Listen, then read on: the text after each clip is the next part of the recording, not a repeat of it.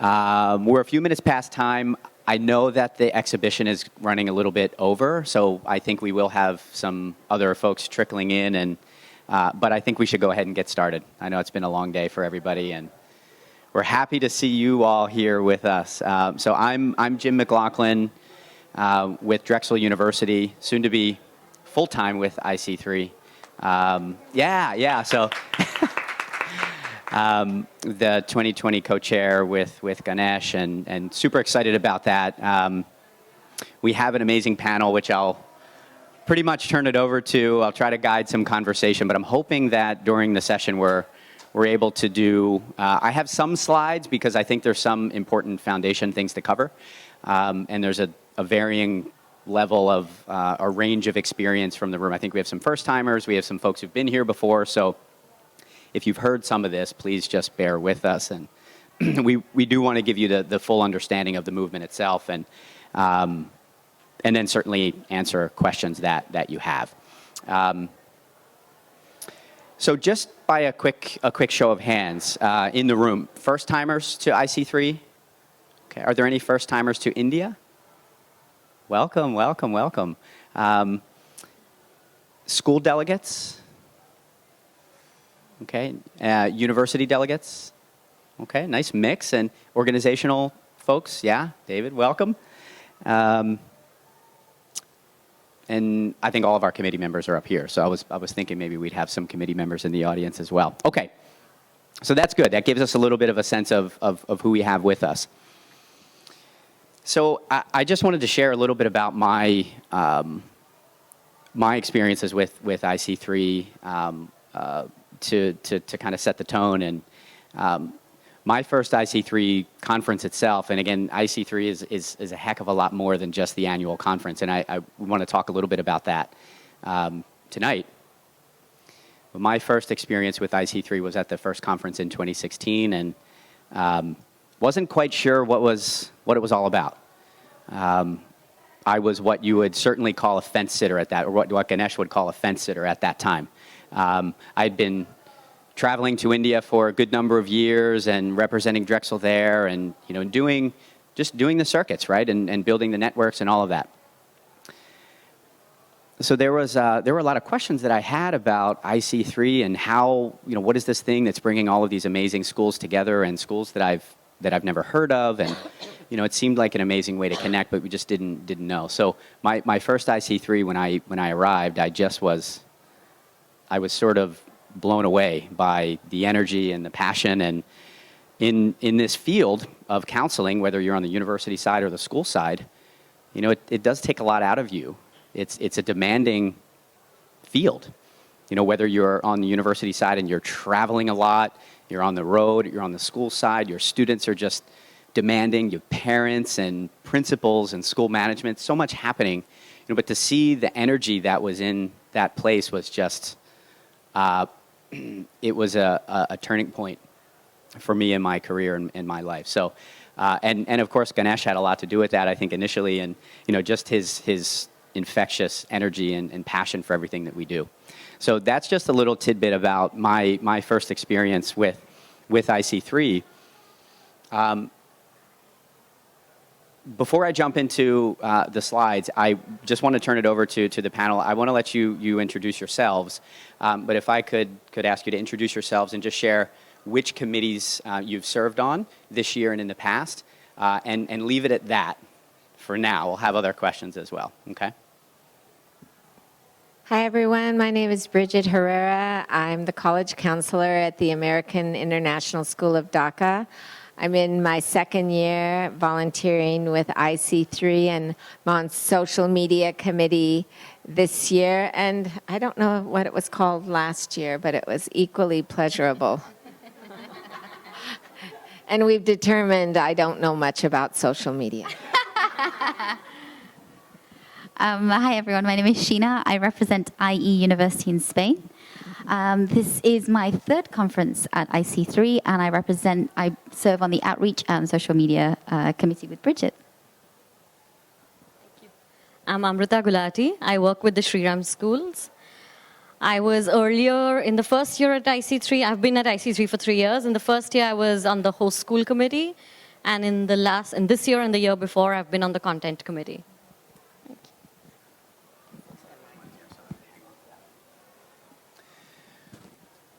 So IC3 itself, what is IC3? What is the movement? Because it is much, much more than the annual conference. The annual conference drives a lot of the energy and creates a lot of the resources that we need to do all of the other things that we're doing throughout the year. So the bottom line of IC3 is that we are aiming to bring counseling to every school in the world. Pretty simple. Little daunting. We can do it, as Ganesh said today, and you've probably seen in other places, that 176,000 schools here in Asia alone that don't have school-based counseling. So here we are, right? Here we are trying to change that. It was launched in 2016. You might see, if you've read a little bit on the website, this sensitize, glamorize, and develop. And sensitize meaning we need to get across the idea of how critical the function of counseling is in schools. And we all see that, whether you're in universities or in schools or in organizations, that it's not quite understood how important that function truly is. So IC3 is really trying to create the resources to do that, and the energy and the knowledge to do that. The glamorized part, I really like the glamorized part. You know, Amrita, the glamorized part is fun, right? So the teachers and the counselors, you're the rock stars, right? You know, and it's calling attention to the field in a way that we're going to be able to attract all of the professionals that we need to have counseling in every school. We're going to need a lot of people to come into this field. So that's the aspect that we're talking about here in that regard. And with the IC3 Awards and the closing plenary tomorrow, you'll hear a little bit more about that, and we'll be calling attention to the great work that's being done. And the develop is really, it connects to the first part, and that's to create the resources and the research that we need to say, yeah, this is how we're going to get it done, and this is why we need to get that done. Almost everything that IC3 does is completely volunteer-driven. The committees, the host schools, everything that you see, there's so much work happening behind the scenes from volunteers and people who are dedicating pretty much countless hours to do what they need to do. And we'll talk a little bit about what the expectations are and those kinds of things. The volunteers go across all of the platforms. And what we mean by that is the IC3 Institute, the regional forums, and of course the annual conference. And volunteers have in the past, but I think more so even than ever moving forward, that all of our volunteers are going to be working to support the regional forums and the Institute in addition to the annual conference. So what is the Institute? I know you're hearing some of this now. Some of you might be a little bit more familiar, but the Institute is perhaps the most important aspect of IC3. And the Institute is a 1-year-long training program for counselors that is completely free. So all of the resources that we have at IC3 are going to create opportunities accessible to schools around the world, and it's started here, but it's going to continue to expand.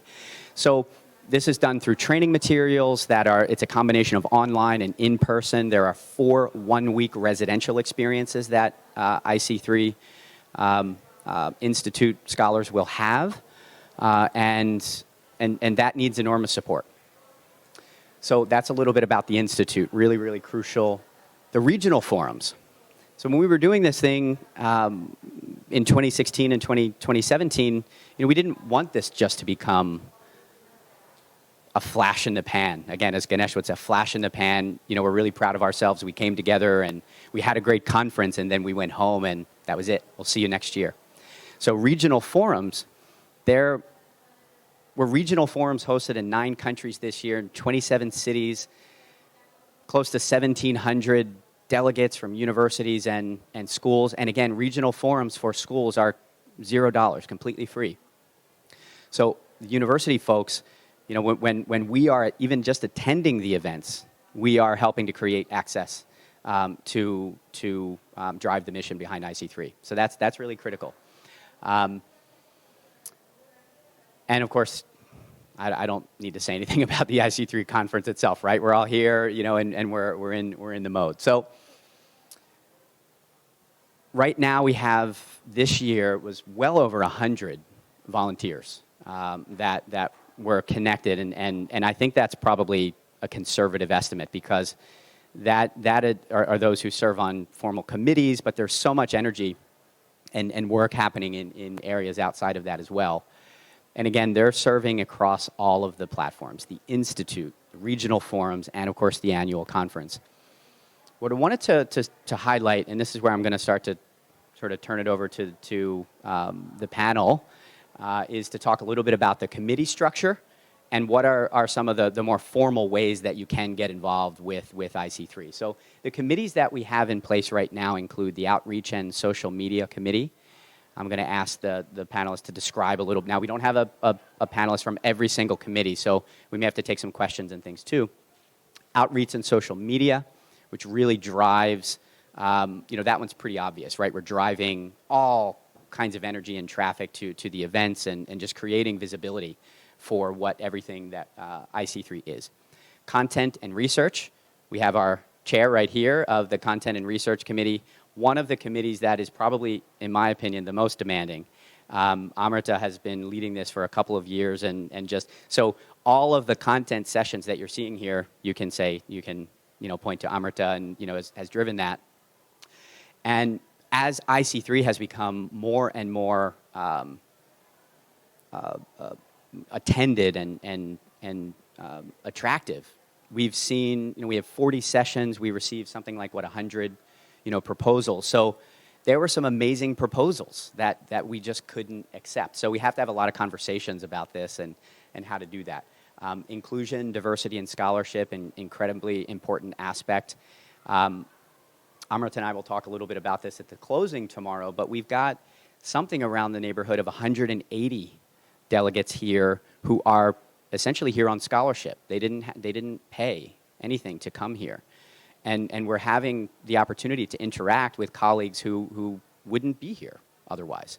So all of the resources are being driven towards that mission. The registration committee, which is again going to what Ganesh was saying this morning about making sure the people who are here are here for the right reasons. So that's actually a really tough job. So that committee is extremely important, and they do a lot of tough work. And then, of course, the regional forums, and there's host school committees. There's so much happening. So enough out of me for now, although I just will say one note at the bottom for IC3 Institute faculty. Everything that happens in the IC3 Institute, all of the learnings and all of the instruction is purely volunteer-based. So if you are a university representative, or you are a school representative, or an organizational delegate, and you have some really great experience and knowledge to bring to the table, you could be instructing in the online modules and creating training opportunities and instructional opportunities for the scholars. All of these opportunities clearly are amazing ways to highlight your institutions and to build your networks, but it's also just an amazing thing to do from a mission standpoint, and really that's why we're here. It's a win-win. You know, it's rare when you can have the opportunity to be productive in your job, and then also you're driving a mission home that for all of us has been pretty easy to get behind. So leadership perspectives from our panel. I want to, I'm just going to sit with you all here, but I want to just pose some questions. So what inspired you to get involved with IC3? And Amrita, you can begin. Sorry. Okay, so I think what inspired me was the collaboration that I saw at the first IC3 that I attended. This is my third, so in 2017.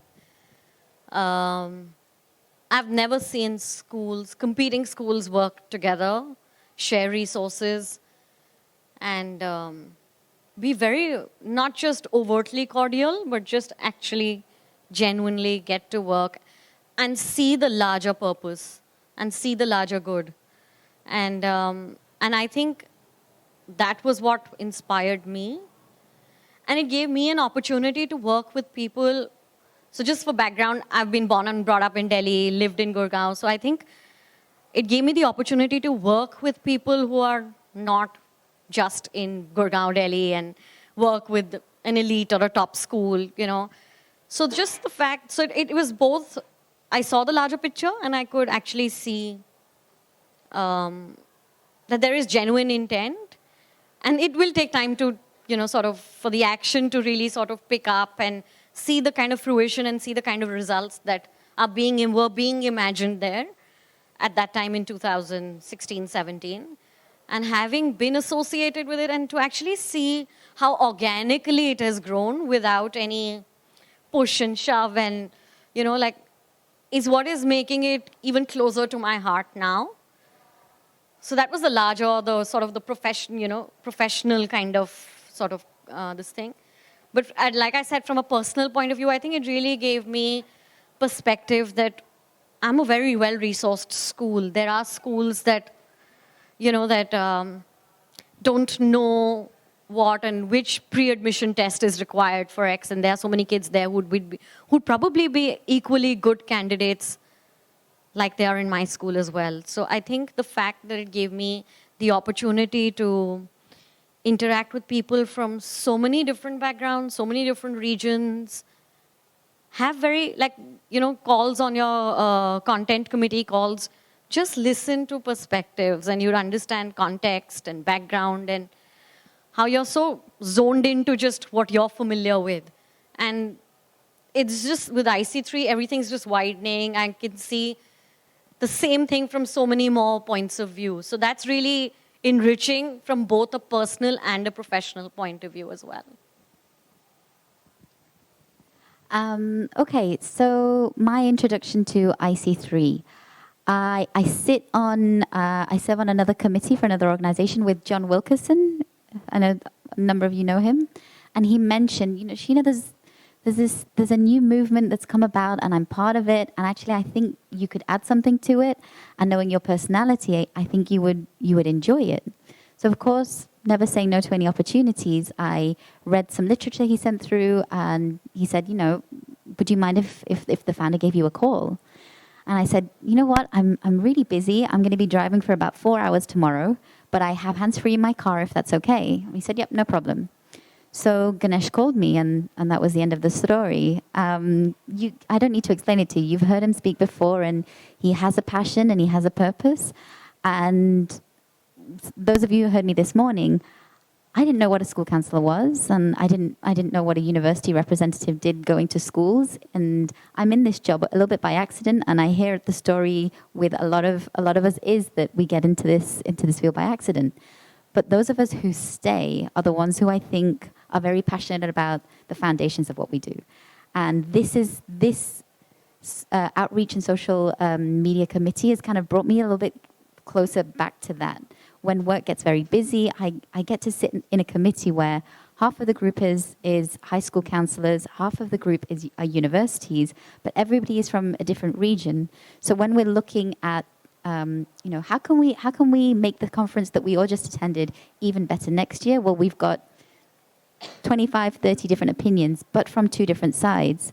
But again, what we keep talking about, schools helping schools, universities helping universities, vice versa, you know, that whole mix, you're doing it right there, hearing these different opinions, helping each other on the questions that you might have with schools and universities, but looking at how do we get education to students, every single student in every single school. So we're busy doing that while we're doing our day-to-day activities, which will be things like webinars, making sure that the experience that we've had, okay, people might not know enough about IE, but about IC3, but how do we make sure that those who weren't here or want to find out more about what we're doing here get the opportunity to hear a little bit about what we're doing? So we might do things like webinars. We might hold receptions. We might have calls to say, okay, well, this is what I think is missing. well, this is our conference. What do we want to see more of? So we get the freedom to be able to come up with new ideas, new initiatives that we want to see in the conference because it's our conference. So we'll put these ideas together and we'll find the solutions for them too. I just want to add to that because I want to embarrass Sheena a little bit because so this example I think just shows the passion that the volunteers have. Sheena, she won't tell you this, but she doesn't cover this part of the world in her job. And we have a lot of examples like this and not quite like this, but it just shows that the love for IC3 is genuine and that, Sheena's here and so many of our volunteers are here. Most of us have actually business to be done in this part of the world.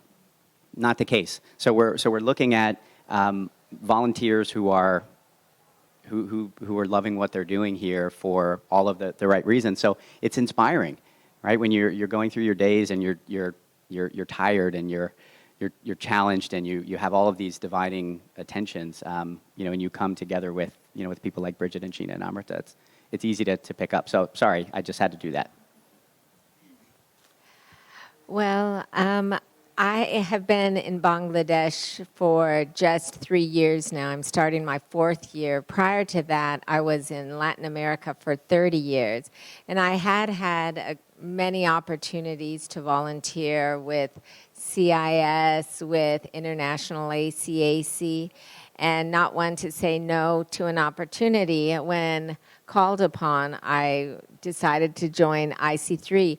Honestly, I can't for the life of me now remember who asked me or when, but I will admit, I didn't quite know what I was walking into, but from the first meeting, I realized, the passion that was there, and it's an organization that is purposeful.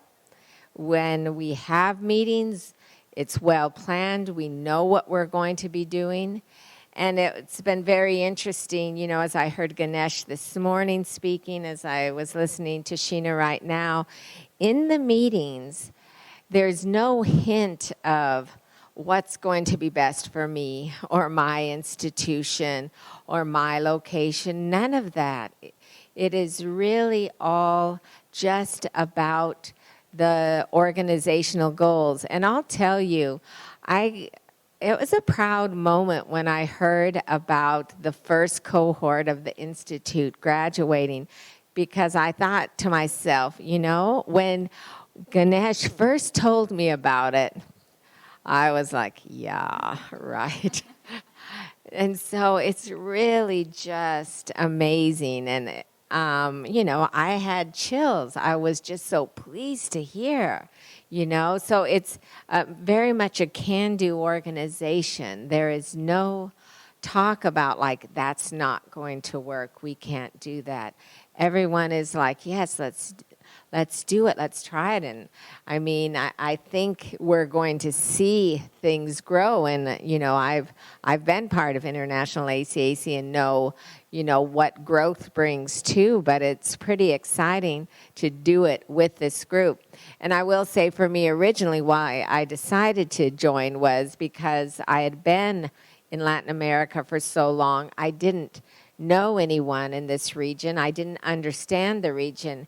And I've been so fortunate to meet lots of different people via IC3 who share the same passion for this kind of work. And, we might talk on the phone for weeks or for all year long and then come to finally meet each other at the conference. So that's it.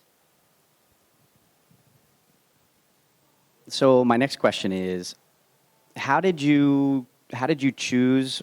How did you land in the committees that you're in? Did you choose them? Did they choose you? What? Can you speak a little bit about that aspect? For me, 3 years ago, IC3 knew it had a big mission and a big goal to reach, and momentum was coming together. But we needed to have people in different regions. So one of the reasons that I was approached was because I'm based in the UK. I travel a lot around Europe. I get to travel around Africa, and I know people who I can talk to IC3 about. So it was first kind of aligning your objective. If your values are matching, and you're happy to talk about IC3 activities, if you're happy to if you've been here and you want to do your bit to make sure that you can make sure that more people know about it, that more counselors, more schools, and eventually that means more students will get there, then can you help us make sure that more people know about it? So I was asked to go onto the Outreach and Social Media Committee to make sure that I could reach the contacts that I interact with. So for me, for the first year, it was very need-based because the conference was happening for the first time in Delhi. We were one of the host schools, and there were a few other host schools in our region, and they felt that they needed a convener to get all the host schools to work together and assign tasks. So it was, at that point, need-based. The following year, though the conference continued to be in Delhi, I didn't work on the host school committee, though we continued to be on the one of the host schools. I volunteered to work at the content committee, and that's how it sort of happened. So I think it could be either need-based, it could be choice, or it could be what you would want to volunteer with, or it could be what everyone as a group thinks that or has observed which would be best for you, because if you've sort of been on the outside, you don't know what the commitments of different committees are. So depending on how the conversation evolves between you and someone from the IC3 committee, there could be suggestions on where you could sort of contribute best. So that's been, the two sort of roles that I've done. And quite simply for myself, I think the outreach piece is where I thought I could be best utilized, having been around for a long time, knowing people. The social media part, much less. You're underestimating yourself. So staying on the committees, can you talk a little bit about the duties, what kinds of things you were doing in the committees you've been involved with? And obviously here we're really talking about outreach and social media and content. And again, we'd be happy to take some questions if there are others interested in some of the other committees. We don't have committee members from all of the committees represented here, but can you speak a little bit about what you were actually doing? What were some of the expectations in terms of time commitment, perhaps? And any other notes on that? Okay, well, I would say we worked together to certainly generate ideas as to how we might get the word out and access people in a lot of different pockets, and put those into action. It could be webinars, it could be short video clips, it could be a blog testimony. At one point, we were all asked to identify people that we thought we could reach out to in different areas.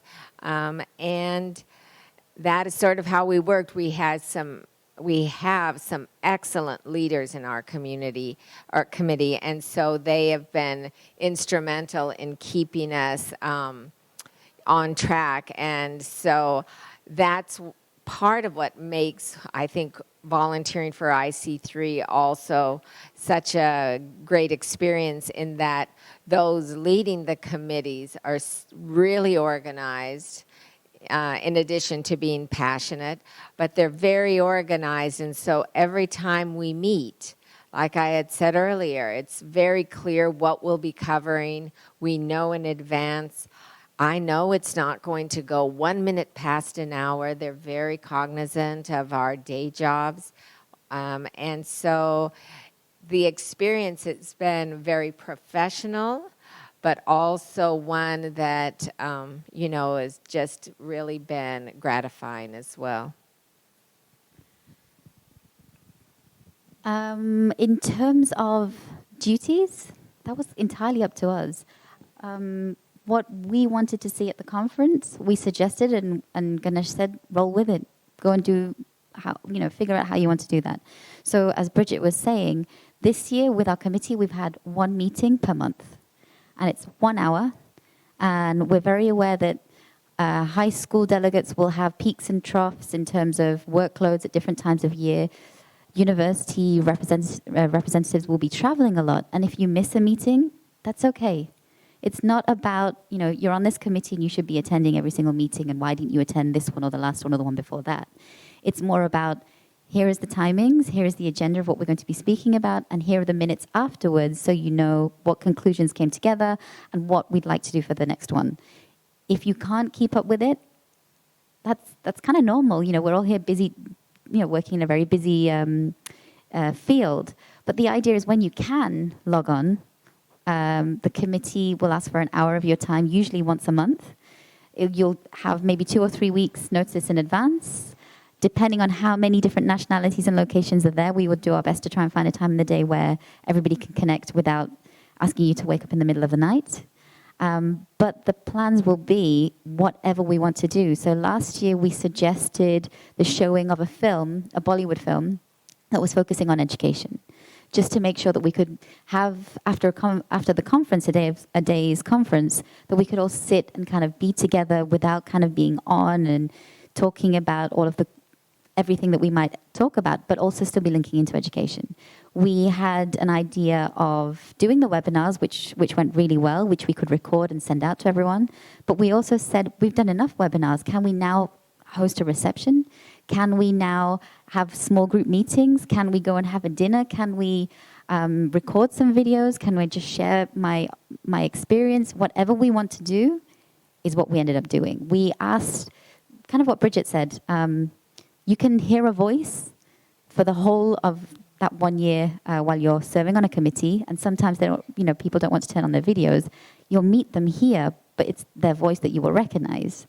So last year we were all so busy that we didn't get a chance to spend as much time as we would like, and we made that clear to Ganesh, and we said, we saw each other at the beginning, we're busy and we're leaving. He was very kind, and we had a committee dinner yesterday, again, to continue our ideas, keep talking about what we've been talking about at the meetings, what we would continue to like to do, but at the same time building our own relationships and they've become more personal relationships. I'll speak about the content committee. So I think the first thing, so I'm trying to sort of make it sound a little more chronological. So because there's a cycle in which you sort of work. So it'll probably begin first with setting the themes for the conference. So larger themes like equity, access, information. Then once we've done that, how should that be worded so that it's understood in the same way, interpreted in the same way by people from different regions and in different roles across universities and schools. Then it's okay, under this theme, these are some of the suggested topics that we feel we've not covered in the last 2-3 years, so we'd like to know more about. This list of suggested topics is available on the website. So under each theme, you'll see that. Then it's finally encouraging people to submit proposals. So this is where I want to sort of bring in that even if I'm not on the outreach committee, I will reach out to, let's say, X university came to my school and did a really good session on a statement of purpose, okay? Or a comparison between universities in this region versus another region, okay? So I could reach out to that person and say, hey, I think your session was great. This is where it fits in. Do you care to submit a proposal, okay?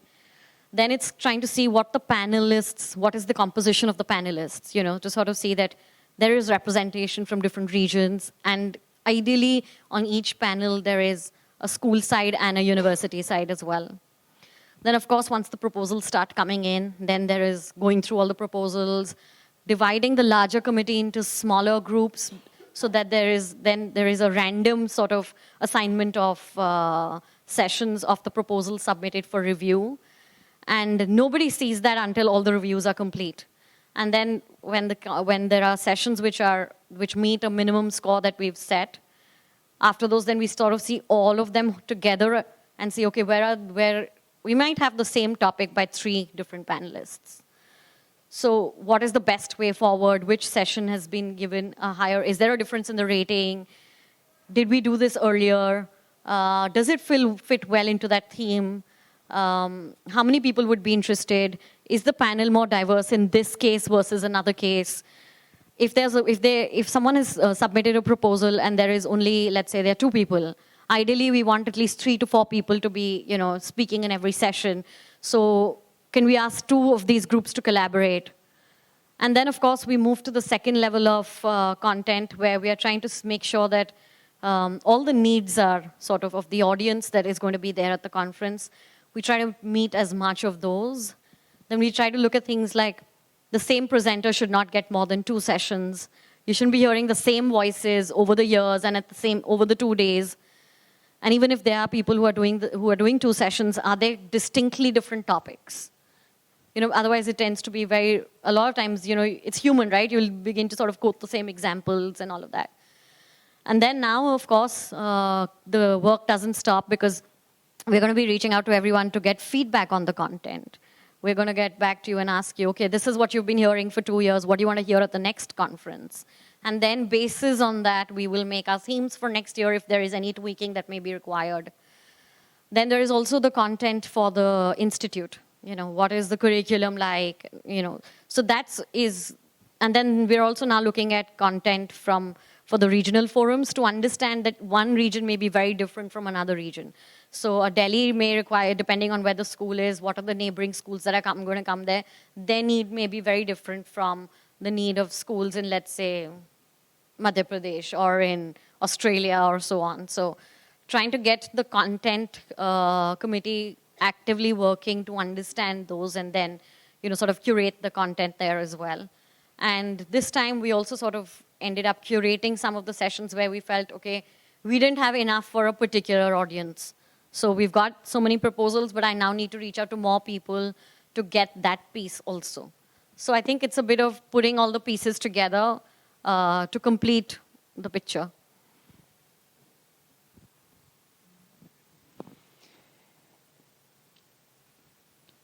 So a couple of perspectives on, views from my angle on the notes made by Amrita, Sheena, and Bridget here.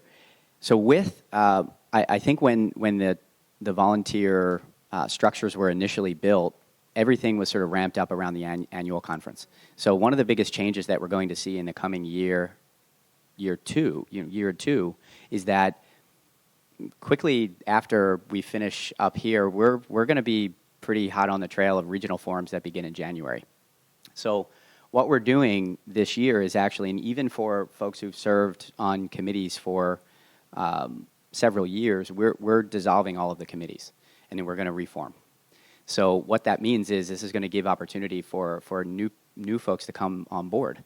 And a colleague once told me never to underestimate the need. And I didn't quite understood what he was talking about in the context of sort of putting your experience and expertise forward. But really what he meant was, and this is so true in the IC3 context, is that we don't think someone else is going to do it. Yes, we have a lot of energy. We do have a lot of people who want to come and volunteer. But if you have a feeling about it, you're feeling sort of the IC3 bug, I like to call it, then speak up. And reach out and take that step. And whether you've been in for 30 years or you're a first, second year professional in this field, sometimes that new perspective, that energy, that enthusiasm is just what we need. And all of this is leading back to the fact that we are IC3. It's not any one person or any group of people. We are IC3, and all of the work that we do is really driven by the ideas and sort of, it's a very entrepreneurial kind of feeling, that we have. I have some things that are really important to me in this field that we've had conversations about, and thinking about our families and thinking about how our well-being in our career. How are we taking care of ourselves? How are we addressing this? We have a community of people who can help us do that, right? So I want to start some conversations around that. I'd love to see an IC3 family reception. I saw a couple of kids and, people around, but I want to see more of that. That this is that kind of environment. Maybe we can make that happen. These are the kinds of things that volunteering with IC3 really is. So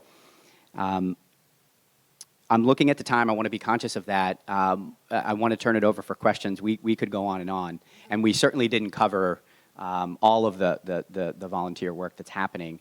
Were there any other really critical notes that you wanted to make before we? Okay. So questions, comments, anything like that we can address with regards to the movement, volunteering, anything?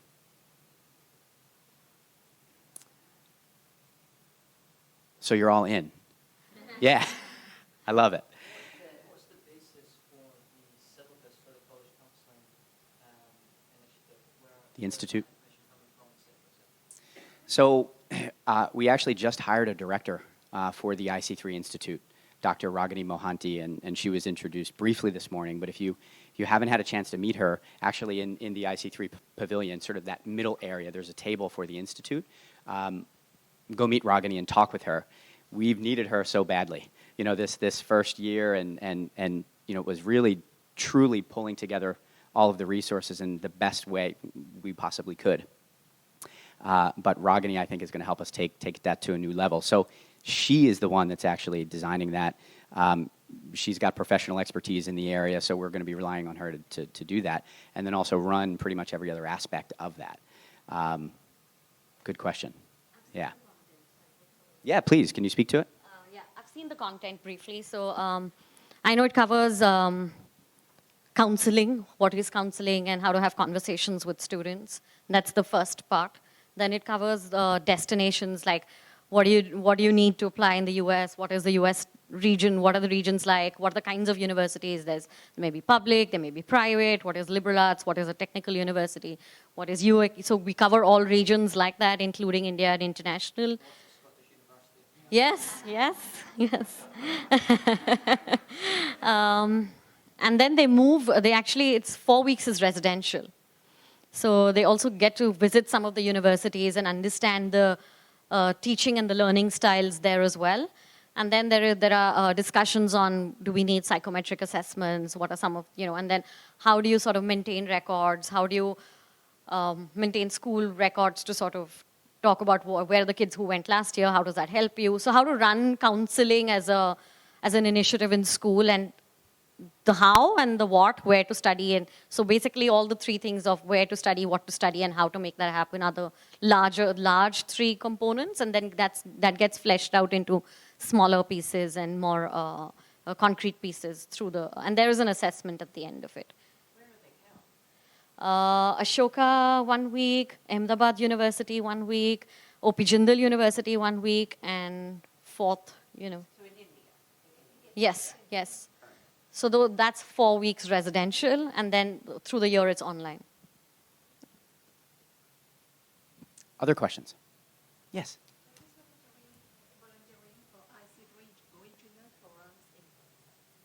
What does volunteering with IC3 regional forums involve? Typically, the volunteering, and jump in here as well, as I know, actually, Bridget, you hosted. You will be hosting. Okay, so Tell me too. yeah, no, go ahead. You want to, from your perspective? I mean, you already committed to it, so I've committed to it. You're all invited. February 15th, Dhaka, Bangladesh. Well, like many things with IC3, the hope is that volunteerism was going to see this through. IC3 has a few employees full-time, so I'll be working with Ashka, who's in the office, to go through some of the particulars, but really I believe I have a lot of independence in putting together the program that I think will be best for my region, and so I'm looking forward to that. I know that, we want to make sure that the branding is there, right, for IC3. So getting things into the country is something I know we're going to have to look at tackling. But the whole idea, of course, is to open up the theme of college counseling in Bangladesh. And we're lucky to already have a strong network of counselors, but there are many other people who really need to have more exposure, and this kind of PD for people who don't get out of the country too often. Like, it's just a fantastic opportunity. That's why it's really important, that we do have the university representation there, because without you, an important piece is missing. So, Bridget, I mean, you can see, the commitment here, right? That doesn't even know what she's gotten herself into yet. But it's that important that Bangladesh and Dhaka have those resources that they can come and do that. And that's the idea. But surrounding the regional forums, it typically will be from the host school is going to be contributing a significant portion of time and efforts, obviously, to do that. And with, oh, please, and if there are others in here that have done that, please speak. So a regional forum is basically a mini annual conference. We'll be having breakaway sessions, but maybe not that many breakaway sessions. Maybe we'll have just one session at a time. So the main role of the host school is collecting schools in the region, because we have direct contact details of the schools in the region. We also have a say in what kind of content do we want for the talks, because we know the need of our region. Then we are hosting the conference, so obviously we are sponsoring everything, from food, tea, etc. Everything that also we are doing. That goes without saying. We are also, in a way, giving a platform to those people or those schools who have less resources than us, and they can benefit from, our management's commitment towards career counseling, generating awareness about what is the importance of career counseling, because that also is not there in 2- and 3-tier cities in India. So basically, you have to do outreach. You have to plan the day. You know what time people from outskirts will be able to come in. So accordingly, we will hold the sessions. You know how much of networking break time you require. You also have to do outreach to universities so that they come in. So all this work, it's like organizing a mini annual conference. But IC3 handles all of the registration. Yes. The materials, I think, Yes. for... There is complete hand-holding from the team. They will also give you, customized advertisements and brochures and the backdrop and everything. So you just have to make the changes. They will give you the customized slides and everything. You can call anytime. You can drop in an email anytime, and they immediately respond and help you with whatever you require. So there is complete 100% hand-holding. You just have to ask for help. And they also ensure that it's going to be successful.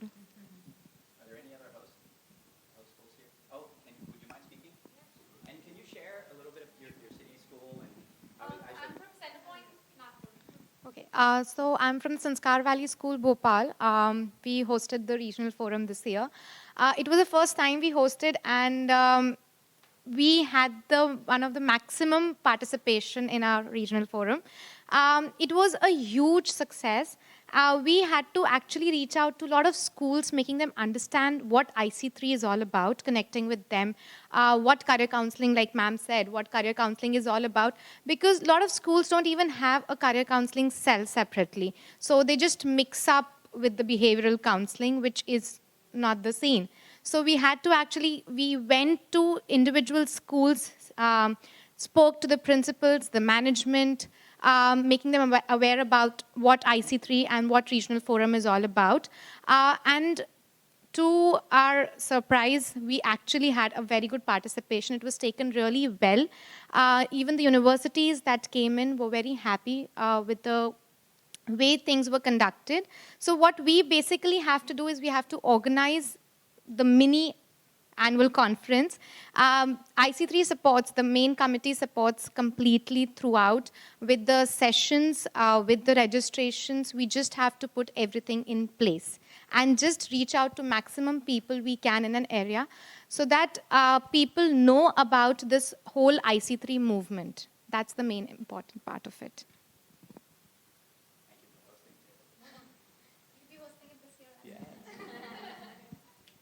Any other questions right now? Yeah. A question for Bridget. I've served on international ACAC committees. I know you have too. How would you compare the time commitment from that to an IC3 committee? Is it more? Is it less? Is it about the same? I think so. My recent service with international ACAC committees, that would be the GNC, that depended on the time of year. This is consistently throughout the year. So I would say we meet more versus the GNC when there were pockets of time that we would meet for 2 hours or a couple of times within weeks. So yeah. But like I say, it's something, you've got the dates well in advance, and the time, it starts right on the money, ends right on the money. And there's an agenda, and it's followed. We like to say that the commitment is somewhere in the neighborhood of 1 to 2 hours per week. The reality is that will ebb and flow. And there's no guilt in the work that we do, and we know that our volunteers are trying and taking it seriously. And if anything, we have people saying, I'm sorry that I wasn't at the meeting, or no, that's all right. You give what you can give, and that's the approach we've taken. Yeah, David, I would just say that, of course, there is some work outside the meetings, but it was not overwhelming. I would imagine content committee could be quite different. There could be a lot more work involved there, but in my case, it was as much as I could handle. I think we can do one more. Hi. So what I can understand is everyone is a very senior professional out here, and they bring in the perspective and the network that comes when they volunteer. So what I want to ask is IC3 also open to having the young ones who've just joined the field and probably don't have the network, but do have the fresh perspective that they could offer? Yes. Oh my gosh, yes. That's a short answer. Yeah, for sure. Yeah.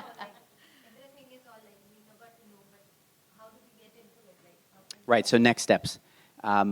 There is you can reach out. I mean, what I would also say is, I'll talk about the formal steps that you can take.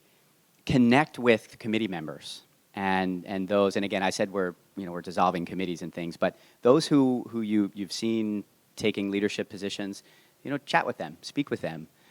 That's a conduit for you to better understand, but also, a conduit for you to voice your interest. There is a form on the IC3 website where you can go and submit your interest. So it's going to tell us a little bit about who you are, what your interests are, what your experience is, that kind of thing. And that way, that's a formal expression of interest. You can send an email. I will leave. I have a really fresh, exciting stack of new IC3 cards that I'm going to leave here. So you can please contact me directly, or any member of the IC3 team. We don't want to be too formal about it at this point. It's really a matter of letting us know, and then seeing what logistically the needs are, and then going from there. Yeah. Okay. So we could stay here. I know there's a lot of exciting things happening tonight. I'll hang back for a little while. I don't want to speak for the rest if you have other commitments, but I think some of the panelists would probably be happy to stay back and chat. So we're thrilled that you're here, not only in this room with us now, but at IC3, and we know that this is going to keep growing and the energy will continue to multiply. So thank you so much. Thank you.